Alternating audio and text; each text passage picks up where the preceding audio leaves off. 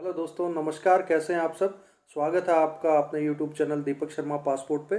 दोस्तों, आज जैसे कि कल मैं बोल रहा था कि आपको एक वीडियो मैं बनाऊंगा और रिक्वेस्ट भी करी थी आप लोगों ने कि एक वीडियो ऐसा बने कि जिसमें स्टेप बाय स्टेप जानकारी हो कि पासपोर्ट का फॉर्म कैसे भर सकते हैं हम लोग, और उसमें क्या कौन से स्टेप अपनाने पड़ेंगे, किस वेबसाइट पे जाना होगा, किसको क्या ऑप्शन चुनना होगा, हर एक एक जानकारी मैं आपको इस वीडियो में दूंगा दोस्तों। और आप ध्यान से देखेंगे तो इसमें आप महसूस करेंगे इस वीडियो को देखने के बाद कि आपको किसी की भी मदद लेने की ज़रूरत नहीं है, खासकर पासपोर्ट के फॉर्म भरने में। और जो डिफ़िकल्टीज डॉक्यूमेंट से रिलेटेड है वो आप मेरी और वीडियोस देख के आप आराम से उससे अंदाज़ा लगा सकते हैं दोस्तों। तो दोस्तों, यह वीडियो अपने आप में बहुत लंबी मैं समझता हूँ कि, लेकिन ये मैं इतना बता देता हूँ कि अगर आप इसको मिस नहीं करेंगे, स्किप नहीं करेंगे, तो आप आराम से अपना ही नहीं दोस्तों, अपने दोस्तों का, अपने फैमिलीज़ का भी जो है पासपोर्ट का फॉर्म आराम से अप्लाई कर सकते हैं बिना किसी की सहायता के दोस्तों। उसमें एक एक ऑप्शन को क्लियर करके बताया गया है। तो दोस्तों, ये वीडियो अपने आप में लंबी है, मैं इसको ज़्यादा बड़ी ना करते हुए आपको लेके चलता हूँ पासपोर्ट इंडिया की वेबसाइट पे। और दोस्तों, आपसे आग्रह करता हूँ कि अगर आपके लिए वीडियो हेल्पफुल हो और आपको लगे कि वीडियो अच्छी बनी है तो उसको लाइक और शेयर करना बिल्कुल ना भूलिएगा, और चैनल को सब्सक्राइब करना बिल्कुल ना भूलिएगा दोस्तों। मैं आपकी रिक्वेस्ट पे ही ये वीडियो अपलोड कर रहा हूँ। तो चलिए चलते हैं passportindia.gov.in की वेबसाइट पे दोस्तों। सबसे पहले हम यहाँ गूगल खोलेंगे और उसमें अपना यूआरएल एड्रेस डालेंगे, passportindia.gov.in दोस्तों। ये डालेंगे, इस पे यहाँ गो करेंगे दोस्तों। जैसे ही आप डालेंगे दोस्तों तो आपके सामने पासपोर्ट की वेबसाइट खुलेगी। इसमें दोस्तों सबसे ऊपर देखेंगे कोविड-19, जो कोरोना से रिलेटेड जो एडवाइजरी वो जारी की गई थी। और इसमें नीचे आप दोस्तों देखेंगे कि alert on fake websites related to passport services. इसमें कुछ फेक वेबसाइट्स के नाम दिए गए हैं जो इन पासपोर्ट इंडिया की वेबसाइट से मिलती जुलती हैं। उनका ध्यान रखिएगा, उन पे नहीं करना है। एक एक दो वर्ड्स का ही फ़र्क जो है दोस्तों आपको गलत वेबसाइट पे ले जा सकता है और आपके पैसे खराब हो सकते हैं। इसको यहाँ से कट करेंगे तो आप वेबसाइट का पेज देखेंगे। इसके लेफ्ट साइड में कोने पे आप देखेंगे, अगर आप फर्स्ट टाइम यूज़र हैं तो आप देखेंगे दोस्तों कि आपने कभी तो सबसे ऊपर जो लिखा है न्यू यूज़र रजिस्ट्रेशन, वहाँ हम क्लिक करेंगे सबसे पहले। इस तरीके का आपके सामने पेज खुलेगा। उसमें दोस्तों आपको पासपोर्ट ऑफिसेज लिखा हुआ है, आप देख सकते हैं। उसमें आप सेलेक्ट करेंगे तो सेलेक्ट में आपके बहुत सारी सिटियों के नाम दिखेंगे दोस्तों, अहमदाबाद, अमृतसर, बरेली, बेंगलुरु, भोपाल, ये सब दिखेंगे। जो भी आपकी सिटी है कंसर्न, या जो अगर आपकी सिटी नहीं भी है दोस्तों तो आपके स्टेट में जो स्टेट जो है उसका नाम तो इसमें ज़रूर मिलेगा, उसी को चूज़ कर लीजिएगा। मान लीजिए मैं यहाँ दिल्ली चूज़ करता हूँ दोस्तों। तो यहाँ आप जैसे नाम अपना डालिएगा, तो नाम आप डालेंगे तो नाम, सरनेम दोस्तों, और डेट ऑफ बर्थ आप अपनी डाल दीजिएगा दोस्तों। कोई भी जो आपकी डेट ऑफ बर्थ है या जो भी, वो आप डालिएगा दोस्तों। ठीक है, यहाँ डेट ऑफ बर्थ डालने के बाद आप इसमें ईमेल आईडी अपनी डाल दीजिएगा दोस्तों। यहाँ देखेंगे कि इससे नीचे do you want your login ID to be same as email ID, कि जो आपकी लॉगिन आईडी क्या वही आप ईमेल आईडी वाली ही बनाना चाहते हैं अपनी लॉगिन आईडी। मैं यहाँ यस कर देता हूँ दोस्तों। आप अपना पासवर्ड आप अपना जनरेट करिएगा दोस्तों, कि पासवर्ड क्या है। मान लीजिए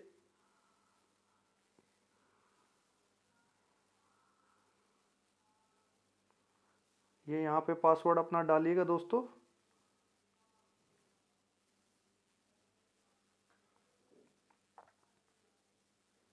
और यहाँ पे दोस्तों अगला कॉलम जो आएगा कि आपका कोई भी एक ऑप्शन चुनिएगा कि birth city, favourite colour, favourite cricketer, favourite food. इसमें दोस्तों इसकी ज़रूरत इसलिए पड़ती है, कई बार आपको पासपोर्ट रीसेट करना पड़ता है।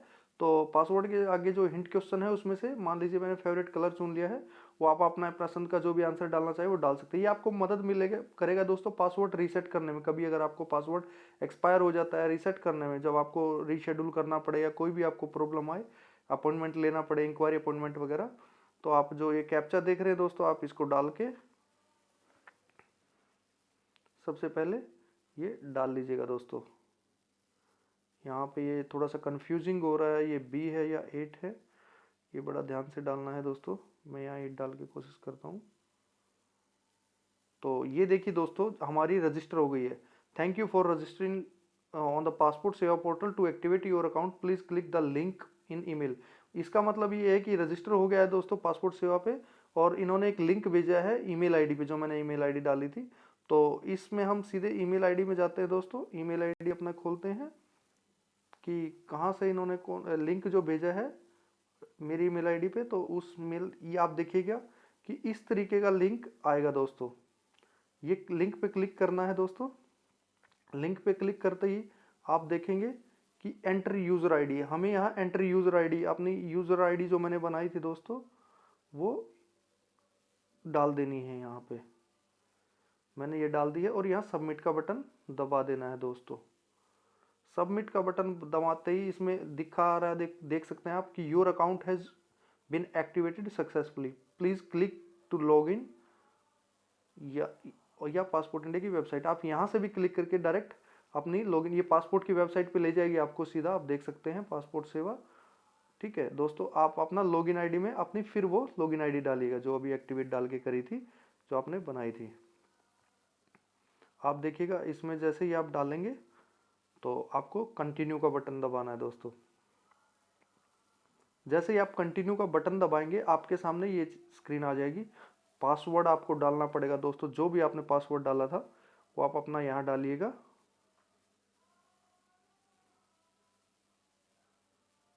पासवर्ड अपना ध्यान से डालिएगा और उसके बाद दोस्तों ये कैप्चा आपको डालना है।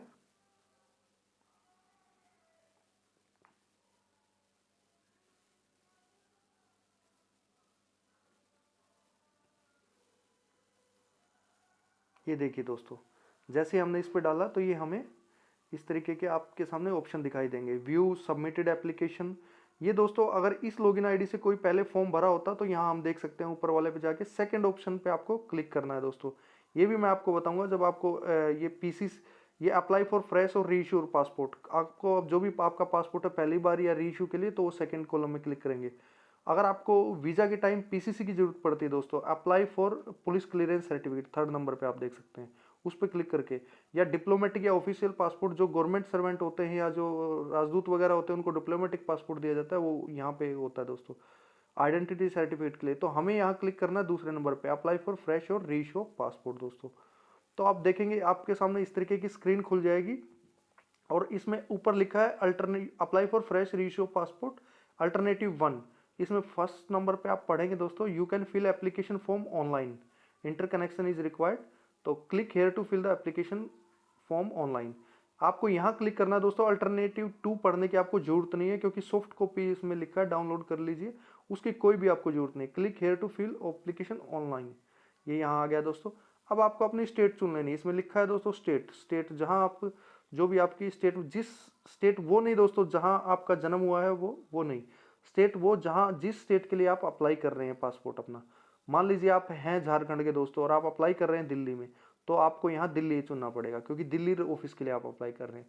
और दिल्ली में जो जो डिस्ट्रिक्ट है वो आपके सामने आ जाएंगे।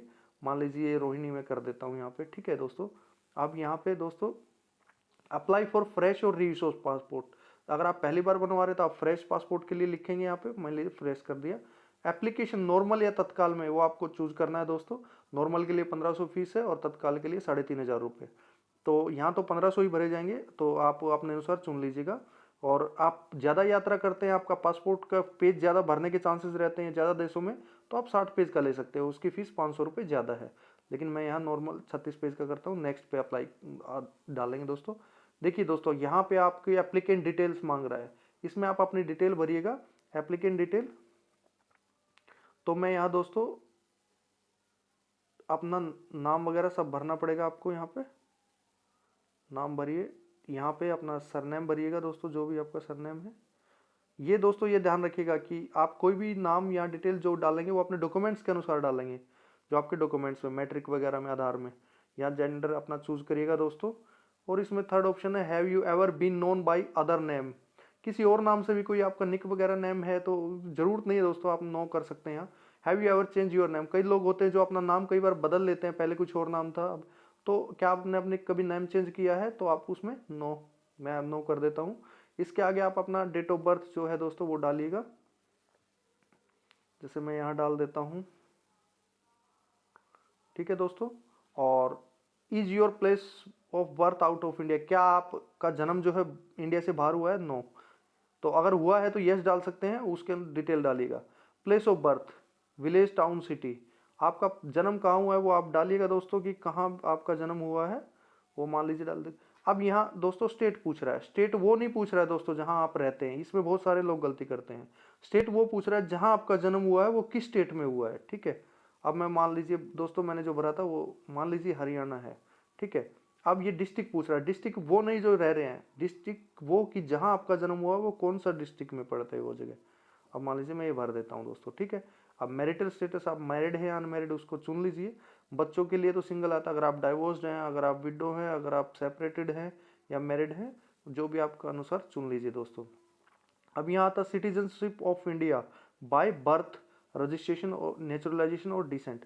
दोस्तों यहाँ देखिएगा, हम जो कॉमन मोस्टली तो बाय बर्थ ही होता है दोस्तों, लेकिन कुछ लोग जो बाहर से आके रजिस्ट्रेशन के थ्रू या नेचुरलाइजेशन के थ्रू, देशीयकरण जिसे बोलते हैं हिंदी में, उसके थ्रू जो रजिस्ट्रेशन लेते हैं बाहर के देश के नागरिक जो इंडिया के रजिस्ट्रेशन लेते हैं, वो यहाँ रजिस्ट्रेशन पे क्लिक करेंगे और बाय बर्थ है तो बर्थ रहेगा ही।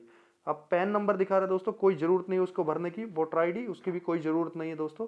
अब एम्प्लॉयमेंट टाइप आप ध्यान से भरिएगा। एम्प्लॉयमेंट टाइप में आप सिलेक्ट में ऑप्शन देखेंगे, government, statutory body, private, home maker, not employed, others, PSU. तो दोस्तों मान लीजिए मैं प्राइवेट कोई जॉब करता है तो प्राइवेट भर देता हूँ यहाँ, ठीक है। और अब ये माइनर के इससे अगला है, is either of your parent in case of minor, मतलब अगर आप 18 साल से छोटे हैं और आपके माता पिता कोई गवर्नमेंट सर्वेंट है, या आप आपकी पति या पत्नी कोई गवर्नमेंट सर्वेंट है, तो इसमें यस है तो यस करिएगा, नहीं तो नो। एजुकेशन क्वालिफिकेशन, यहाँ दोस्तों बच्चों के केस में खासकर ध्यान रखिएगा कि न्यू बोर्न बेबी होते या छोटे बेबी जो पढ़ाई नहीं शुरू करते, उनको 7th पास और लेस ही लिखना है। बाकी तो जो जिसकी जो क्वालिफिकेशन हो उस हिसाब से आप लिखिएगा। अगर मैं यहाँ 8 और 9th स्टैंडर्ड लिखता हूँ, मैं 10वीं पास नहीं हूँ, उससे नीचे हूँ, तो 8 और 9th स्टैंडर्ड लिख सकते हैं या 7th पास और लेस लिख सकते हैं। मान लीजिए मैंने ये ग्रेजुएट एंड अबव। दोस्तों सबसे मेन जो कंफ्यूजन रहता है, is applicant eligible for non ECR category, मतलब इमिग्रेशन चेक नॉट रिक्वायर्ड के लिए एलिजिबल है, यस, ठीक है। अगर आप 10th पास नहीं है तो नो आएगा दोस्तों, इसमें यहाँ 10th पास नहीं है तो नो आ जाएगा। अगर 10th पास है तो यस, 50 साल से ऊपर है तो भी यस, बच्चा है तो भी यस दोस्तों, ठीक है। ये चीज़ ध्यान रखिएगा। ये चीज़ हालांकि गवर्नमेंट जो ऑफिशियल है, जब आप वेरिफिकेशन के लिए जाएंगे तो वहाँ मेनली चूज तो वही होता है आपके डॉक्यूमेंट्स के हिसाब से। तो दोस्तों यहाँ पे एक डिक्लेरेशन है, यह ये विजिबल डिस्टिंग्विश मार्क, जो आपका कोई निशान वगैरह है तो ऐसा कुछ मैं लिखने की जरूरत नहीं है। आधार नंबर भी मैंडेटरी नहीं है दोस्तों। और इसमें ये आपसे मांगा गया है कि आपका जो आधार के साथ जो डाटा है, फिंगरप्रिंट है, बायोमेट्रिक है, वो हम ले सकते हैं या नहीं, उसके लिए आप कंसेंट देते हैं। मैं यहाँ नो कर देता हूँ दोस्तों। और सबसे पहले ध्यान रखिएगा, सेव माई डिटेल सेव कर लीजिएगा ताकि आपका फॉर्म सेव हो जाए। जो आपने आप देखिएगा, your application form has been saved successfully, ठीक है दोस्तों। अब फिर नो पे क्लिक आपको करना है और नेक्स्ट पे आप जाइएगा दोस्तों। नेक्स्ट पे आप जाते ही जैसे आप देखेंगे दोस्तों, father legal guardian name, father mother, father का नाम लिखिएगा सबसे पहले आप, ठीक है दोस्तों। आपके पिताजी का जो भी नाम है, जो आपके सर्टिफिकेट में है या सर्टिफिकेट नहीं है तो आधार कार्ड में है, ये सब में सेम होना चाहिए, ये तो आप जानते ही हैं। तो यहाँ फादर नेम लिख दिया है। और मदर नेम दोस्तों, मदर नेम आप लिखिएगा कि मदर नेम देखिएगा कि मदर नेम आपका जो मदर नेम है सर्टिफिकेट वगैरह में वो लिखिएगा ध्यान से दोस्तों, इसमें गलती नहीं करिएगा। वैसे तो आप दोस्तों इसको बड़े ही ध्यान से भरना ज़रूरी है। और आप अपना स्पाउस नेम लिखिएगा, जो भी आपका नाम है। इसमें मैंने यहाँ स्पाउस लिखा है, आपका जो भी पति या पत्नी का जो भी नाम है आप यहाँ उसमें लिखेंगे दोस्तों। आप अब यहाँ पे जाके सेव माई डिटेल्स, इस डिटेल को जो है दोस्तों सेव कर लेंगे। आप देख सकते हैं सेव हो गया। अब यहाँ नेक्स्ट करेंगे दोस्तों, ठीक है। अब ये आप देखेंगे दोस्तों, is your present address out of India, नहीं, ठीक है। आपका एड्रेस अभी यहीं है, ये ऑटोमेटिकली बाय डिफॉल्ट यहाँ रहेगा। हाउस नंबर वगैरह आप भर देंगे दोस्तों, जो भी, अगर हाउस नंबर नहीं, आप गांव वगैरह में रहते हैं तो उसका भी कोई दिक्कत नहीं है, ठीक है दोस्तों। आप अपना एड्रेस जो आधार कार्ड पे है उसको भर दीजिएगा, ठीक है। अब आप यहाँ पे जो भी, मैं वैसे ही भर रहा हूँ दोस्तों, जो भी आपका हाउस नंबर डिटेल वगैरह है वो आप भर दीजिएगा दोस्तों, ठीक है। अब मैंने दिल्ली में भरा था तो मैं बता देता हूँ, मैं मान लीजिए दिल्ली भर देता हूँ दोस्तों। पुलिस स्टेशन आप ध्यान से चूज करिएगा कि आपका जो भी पुलिस स्टेशन हो दोस्तों वो आप चूज कर लीजिएगा, ठीक है। डिस्ट्रिक्ट आपको, ये जो डिस्ट्रिक्ट है, ये स्टेट है, ये अपने एड्रेस के अनुसार चुनना है। वो जो पीछे था वो आपका जन्म स्थान कौन सा था उसके अनुसार था दोस्तों, ठीक है। तो अब यहाँ पिन कोड डालिएगा अपना, पिन कोड जो भी होगा दोस्तों आपका, पिन कोड आपका मान लीजिए, तो ये मैं ये डाल देता हूँ दोस्तों पिन कोड। ठीक है, यहाँ पिन कोड डाल दिया, और पिन कोड डालने के बाद दोस्तों यहाँ पे अपना मोबाइल नंबर डालिएगा। मोबाइल नंबर आप अपना कोई भी डाल सकते हैं। ठीक है,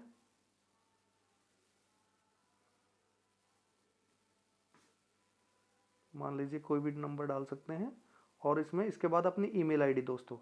तो ईमेल आईडी डालने के बाद यहाँ ईमेल आईडी डाल दी। इसमें लास्ट में दोस्तों एक जो कॉलम है वो है इज परमानेंट एड्रेस अवेलेबल, क्या आपका परमानेंट एड्रेस है, उसमें यस करेंगे दोस्तों। अगर नहीं है, आप किराए पे रहते हैं, तो नो कर सकते हैं। ठीक है, is your permanent address same as present address, क्या आपका जो परमानेंट एड्रेस जो ऊपर दिया है वो सेम है अभी जहाँ रह रहे हैं वो। तो अगर सेम नहीं है तो आप दोस्तों, मान लीजिए कई बार क्या होता है कि आप कहीं और रह रहे होते हैं, आप कहीं और आपका जो है घर कहीं और होता है परमानेंट, तो उसमें नो कर दीजिएगा। ठीक है, तो और अगर आप जहाँ के हैं वहीं रह रहे हैं, वहीं एड्रेस पे पासपोर्ट बनवा रहे हैं, तो यस, तो सेव माई डिटेल्स इसमें ओके कर दीजिएगा। आपकी डिटेल्स देखेंगे आप सेव हो चुकी है। ठीक है, एड्रेस वगैरह। अब आप नेक्स्ट करेंगे दोस्तों, नेक्स्ट करेंगे तो देखिए यहाँ दोस्तों पिन कोड जो है गलत डल गया है मुझसे, तो मैं अपना पिन कोड एक बार सर्च कर लेता हूँ। पिन कोड जो है सर्च कर लेता हूँ कि पिन कोड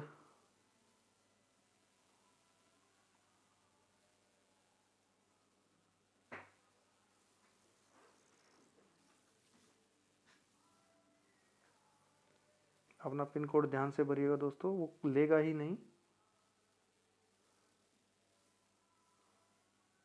ये आपको दोस्तों जैसे ही पिन कोड करेक्ट हुआ आ गया है दोस्तों। अब आप देखिएगा emergency contact name and address, किसका नाम आप डालना चाहते हैं इमरजेंसी कॉन्टैक्ट में, वो ध्यान रखिएगा। मान लीजिए अपने फादर का या अपनी वाइफ का या अपने हस्बैंड का, जिसका भी आप डालना चाहते हैं उसका नाम डाल सकते हैं।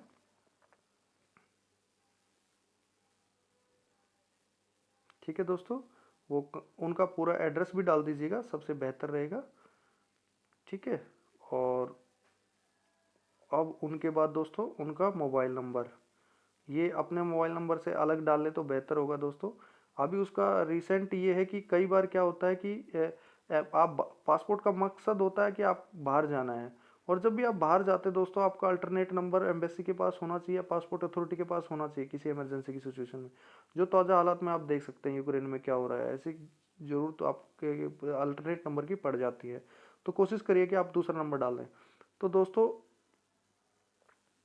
ये देखिएगा, इसमें आपको नेक्स्ट पे जैसे ही करेंगे तो उसमें आया है आपका have you ever hold any identity certificate. ठीक है, कि क्या आपको कभी जो है ना आइडेंटिटी सर्टिफिकेट मिला है। आइडेंटिटी सर्टिफिकेट दोस्तों वन टाइम ट्रैवल डॉक्यूमेंट जो होता है, सॉरी इमरजेंसी सर्टिफिकेट होता है। इसमें दोस्तों इसमें बाय डिफॉल्ट जो है नो है। अब आप अपने आगे के कॉलम देखेंगे detail of previous current diplomatic passport, तो अगर आपने कोई ऑफिशियल पासपोर्ट है या डिप्लोमेटिक पासपोर्ट है तो इसमें आप नीचे का चूज करिए डिटेल नॉट अवेलेबल। इसमें दोस्तों ये बड़ा ही इंपॉर्टेंट है लास्ट वाला, have you ever applied for passport but not issued. दोस्तों इसमें यस और नो, कि क्या आपने कभी पहले अप्लाई किया हो और पासपोर्ट नहीं बना हो। ये ध्यान रखिएगा दोस्तों, कभी भी आपने फॉर्म अप्लाई किया हो, आपको फोटो खींचा हो, तो आप उसमें यस लिखेंगे। उसमें यस लिखते ही हमारे पास डिटेल मांगेगा दोस्तों, दिखा देता हूँ आपको।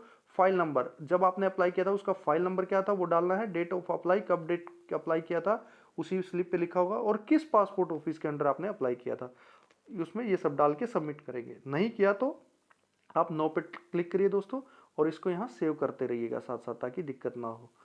बीच में इंटरनेट कनेक्शन जाने में या कोई भी दिक्कत हो, कहीं उठ के जाना पड़े आपको, तो दोबारा इसी से शुरू कर सकते हैं। अब आप नेक्स्ट पे क्लिक करिएगा, इसको बड़े ध्यान से करिएगा दोस्तों। ये डिटेल्स हैं जो मैं आपको मोटा मोटा बता देता हूँ। कि फर्स्ट में लिखा है provide the following detail if there is any criminal proceeding pending against the applicant. अगर किसी पे कोई क्रिमिनल केस वगैरह चल रहा है, तो पासपोर्ट अगर बनवा रहा है, कोई क्रिमिनल कोर्ट केस में पेंडिंग है आपके खिलाफ, यस और नो, तो नो। ठीक है दोस्तों, have you as any warrant or summon for you appearance been issued and pending before a court under the law of time being in force, कि कोई भी आपको समन वगैरह इस तरीके का जारी या पेंडिंग है कुछ, तो इसमें आप अपने अनुसार अगर है तो वो डिटेल डालनी पड़ती है दोस्तों, और डालिएगा उसे। As a warrant for your arrest been issued by a court under any law, क्या आपके खिलाफ कोई अरेस्ट वारंट जारी हुआ है इस तरीके के। Has any order prohibiting your departure from India been made by any court, ठीक है। कोई इंडिया से जो है ये इस तरीके के जो आपके क्रिमिनल प्रोसीजर जो है वो उसमें डिटेल मांग रखी है, तो इसमें नो। दूसरा जो डिटेल है दोस्तों, providing the following detail if the applicant has been convicted by court in India, ठीक है। इसमें अगर have you at any time during the period of 5 year immediately preceding the date of his application been convicted by court of India moral turpitude and sentence in respect thereof, या किसी भी court में, India की किसी court में पिछले 5 years में कुछ सजा मिली है या किसी उसमें गिल्टी पाए गए हैं, तो उसमें आप लिखेंगे दोस्तों यस या नो। और थर्ड में जो आप अप्लाई करेंगे, provide the following details if the applicant has refuse denied passport, क्या कभी आपको पासपोर्ट अथॉरिटी ने पासपोर्ट देने से मना किया है, यस तो यस लिखिएगा। Have you ever passport been impounded, क्या आपका पासपोर्ट कभी इम्पाउंड किया गया है, इम्पाउंड आईजीआई एयरपोर्ट वगैरह पे किसी पे इम्पाउंड कर लिया गया है, या have your passport ever been revoked किया गया है क्या कभी आपका पासपोर्ट, यस हो तो दोस्तों यस करके उसमें डिटेल डालिएगा। Provide the following detail if applicant has been applied for been granted foreign citizenship, have you ever been granted citizen by any other country, क्या आपने कभी किसी दूसरे देश की सिटीजनशिप ली है, no. Have you ever held the passport of any other country at any time, कभी क्या दूसरे देश का पासपोर्ट लिया है आपने किसी भी समय। Have you ever surrendered your Indian passport, क्या आपने पासपोर्ट इंडियन पासपोर्ट सरेंडर किया है। Have you ever applied for renunciation of Indian citizenship, क्या आपने कभी इंडियन सिटीजन छोड़ने के लिए आवेदन कभी कुछ दिया है ऐसा। तो कहने का मतलब ये सब जो डिटेल्स हैं दोस्तों ये आपको डालनी होगी ध्यान से। और अगर आप नॉर्मल इंसान है, कोई कोर्ट वगैरह केस कभी नहीं हुआ, कोई क्रिमिनल केस या कोई इस तरीके की घटना नहीं हुई, तो इसमें आप आराम से इसमें जो है इमरजेंसी सर्टिफिकेट, क्या आपको बाहर आप गए थे और आपका कभी पासपोर्ट गुम हो गया होगा तो आपको इमरजेंसी सर्टिफिकेट इशू हुआ होगा, क्या वो हुआ है, या डिपोर्ट किया गया हो आपको यानी किसी भी कंट्री से, ठीक है, या कभी इंडिया वापस भेज दिया गया हो, अगर नहीं तो आप नो कर सकते हैं सभी में आराम से। और इसमें आप दोस्तों आराम से नेक्स्ट करिएगा। तो नेक्स्ट करिएगा तो आपको देखेंगे दोस्तों आपके सामने ये आपका डिटेल आ जाएगी, पासपोर्ट प्रीव्यू जिसे बोलते हैं दोस्तों। इसमें आप देखिए नाम जो दिया गया है, नेशनलिटी इंडियन, आपका जन्म स्थान चेक कर लीजिएगा, जेंडर चेक कर लीजिएगा, सेक्स क्या आप male female, date of birth वगैरह, ठीक है। आप अपने पिताजी का नाम, माताजी का नाम, पत्नी का नाम, एड्रेस वगैरह सब चेक कर लीजिएगा दोस्तों। अगर कोई भी गलती है तो आप प्रीवियस में जाके उसको ठीक कर सकते हैं, इसलिए मैंने आपसे सेव कराया था दोस्तों, ठीक है। तो आप अब ठीक है तो सब नेक्स्ट करिएगा दोस्तों। नेक्स्ट जैसे ही करेंगे तो आपके सामने देखिए दोस्तों, मैं आपको ये चीज़ ध्यान से सुनिएगा कि इसमें चूज करना होता है हमें प्रूफ ऑफ बर्थ, हमें दो चीज़ जरूरी देनी होती है दोस्तों। एक तो आपका जन्म का प्रूफ, कि आपका जन्म का प्रूफ क्या दे रहे हैं आप, ठीक है। एक declaration given by head of the orphan child care और देर, ये छोटे बच्चों के लिए है दोस्तों, कि कोई बच्चा ऑर्फेंज में रहता, अनाथालय वगैरह में रहता है, उनका हेड जो है वो लिख के दे रहा है, ठीक है।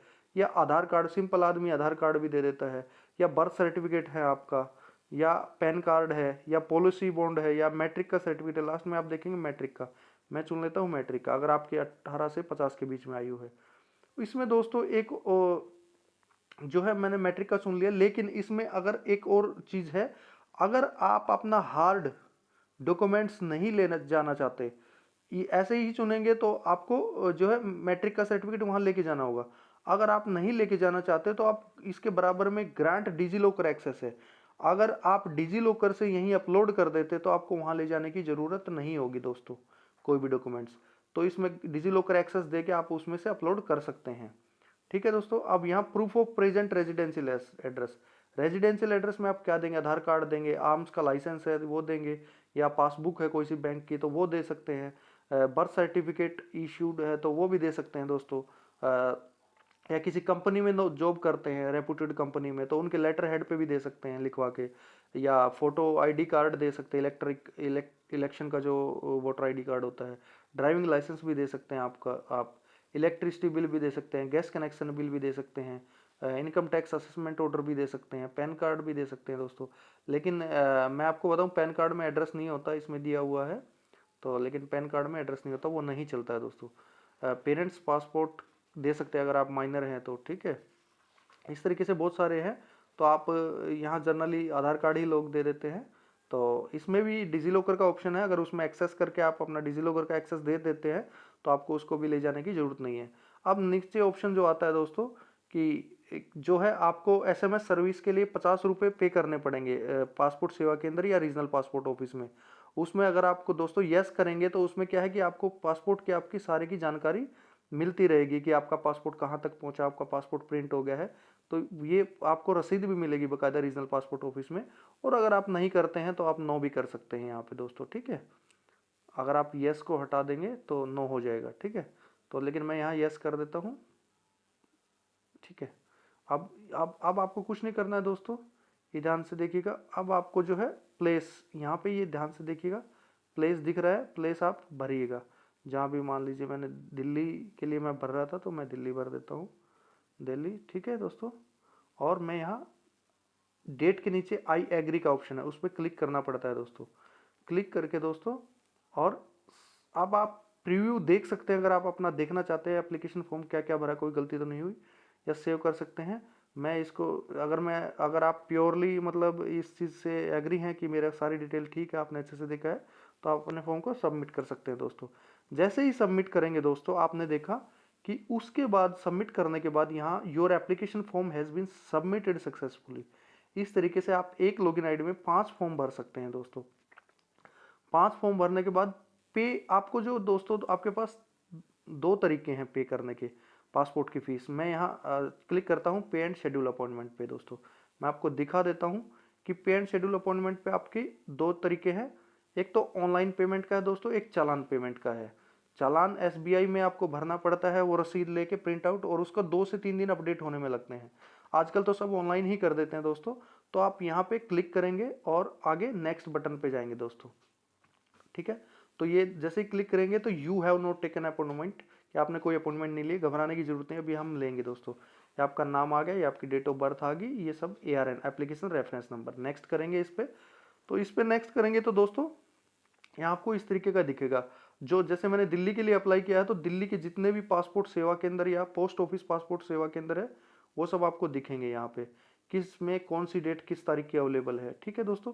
आपके अनुसार जो इसमें सेलेक्ट करेंगे आप कोई भी चुन लीजिएगा, ठीक है दोस्तों।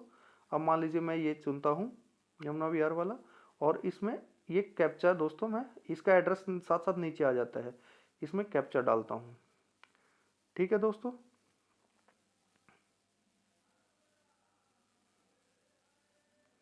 ये मैं कैप्चा इसमें डाल दिया है दोस्तों, और मैं नेक्स्ट कर दूंगा। यहाँ सर्विस नॉट अवेलेबल कैंप में, तो मैं सपोज करिए मैं रोहतक का चुनता हूँ दोस्तों, इसमें सर्विस अवेलेबल नहीं थी, तो ऐसी कोई बात नहीं है, आप अगर उसमें नहीं है तो किसी और में चुन सकते हैं।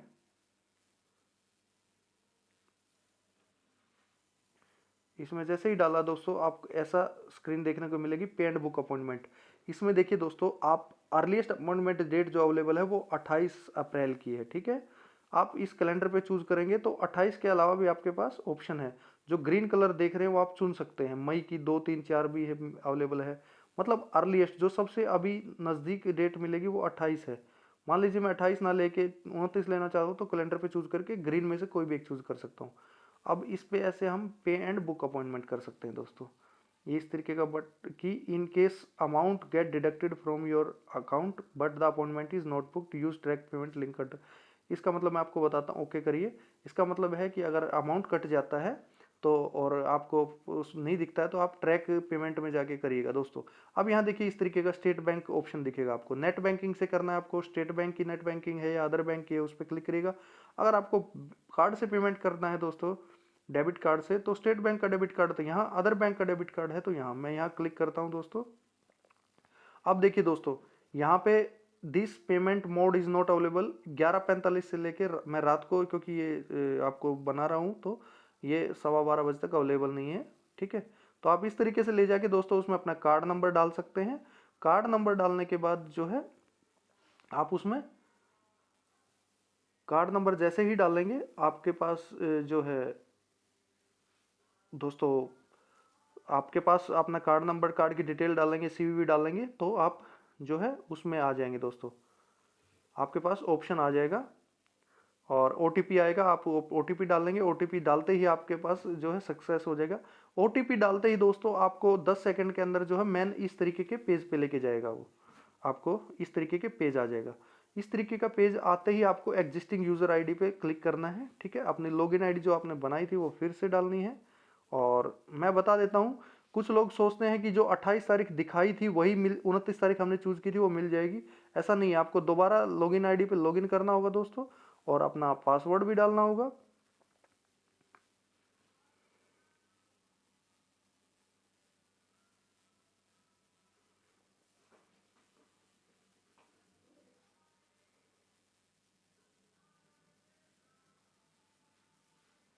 ये जैसे लॉगिन आईडी आप डालेंगे तो दोस्तों यहाँ पे जाके आप जो है ना व्यू सबमिटेड एप्लीकेशन में आप देखेंगे जो हमने सबमिट किया था, तो आपका ये नाम आ जाएगा। यहाँ पे इस पर क्लिक करेंगे बॉल पे, तो आपके सामने ये इस तरीके का ऑप्शन आएगा दोस्तों।